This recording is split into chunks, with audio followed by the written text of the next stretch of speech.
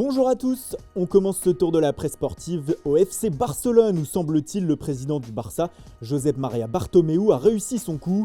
Après avoir réclamé la démission de plusieurs membres du conseil d'administration en début de semaine, Mundo Deportivo nous apprend ce matin qu'il aurait obtenu gain de cause. 6 membres auraient décidé de quitter leurs fonctions, dont le second Émilie Rousseau qui avait créé la polémique en faisant une sortie remarquée dans la presse. Les secousses continuent donc de secouer le Barça. Double une ce matin pour Mundo Deportivo. Vous avez vu l'édition barcelonaise avec l'actualité chaude du club. Voici la première page nationale. Et ce vendredi, le quotidien catalan nous parle des bonnes affaires qui pourraient être faites lors du prochain mercato. Que ce soit Willian, David Silva, Jan Vertonghen ou Edinson Cavani, sans oublier Thiago Silva, Dries Mertens ou encore Olivier Giroud, ils seront tous libres à la fin de l'actuelle saison et devront choisir un nouveau club. C'est exactement le même sujet qui est abordé ce matin en une de AS.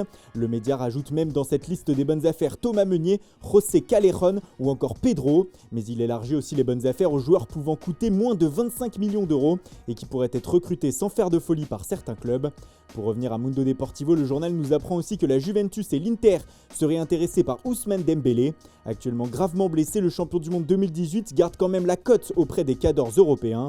Enfin, dernière info sur cette une, et c'est une bombe, le Paris Saint-Germain voudrait faire venir Zinedine Zidane en tant qu'entraîneur en 2022. Il serait le projet central du club, avec en tête d'affiche de l'effectif Kylian Mbappé. Pour un projet un peu plus français, nul besoin de vous indiquer que ceci est à prendre avec de grosses pincettes. Les journaux espagnols en mode mercato ce matin, avec sur la une de Marca les déclarations de Erling Haaland, le nouvel attaquant à la mode en Europe. Hier, le buteur norvégien de Dortmund s'est confié sur son avenir à Eurosport Espagne et il a laissé planer le doute sur un futur transfert. Avant de choisir un club, tu dois mesurer à quel point tu es bon, à quel point le club est bon, comment les gens là-bas vont prendre soin de toi, comment ils vont t'aider à évoluer. Il y a beaucoup de facteurs à prendre en compte. Cela a toujours été important pour moi de ne pas penser que je suis meilleur que ce que je suis réellement.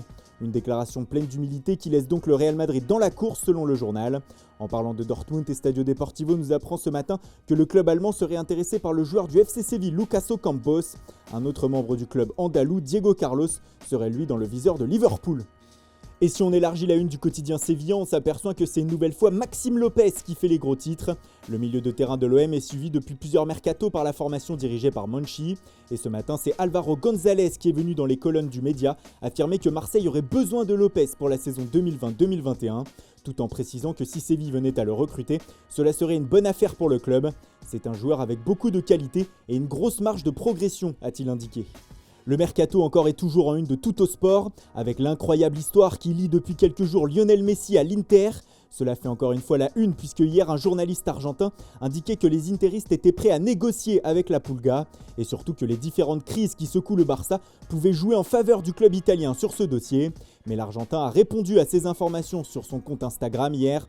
Il indique que ce sont des mensonges comme la rumeur qui circulait et qui indiquait qu'il aurait prêté de l'argent à Ronaldinho. Messi qui partage la une avec Cristiano Ronaldo ce matin. Le Portugais est depuis hier 8h30 du matin de retour sur les terrains. CR7 s'entraîne à Madère afin de se maintenir en forme avant de probablement revenir en Italie au sein de son club d'ici quelques jours. Et on termine en Angleterre où le Sun révèle ce matin un plan fou de la part des différents directeurs du football outre-Manche. Il prévoit de faire disputer l'équivalent de 433 matchs de la première à la 4e division en seulement 56 jours. Voilà le temps qu'il faudrait afin de connaître les différents champions, les promus et les relégués de toutes les divisions professionnelles du pays. Un calendrier fou et qui ne pourrait commencer qu'en juin si l'on en croit le Daily Mirror. En tout cas en ce qui concerne la Première Ligue. En effet, les clubs voudraient reprendre l'entraînement d'ici le mois prochain avec la présence de tests afin de dépister régulièrement les joueurs au coronavirus.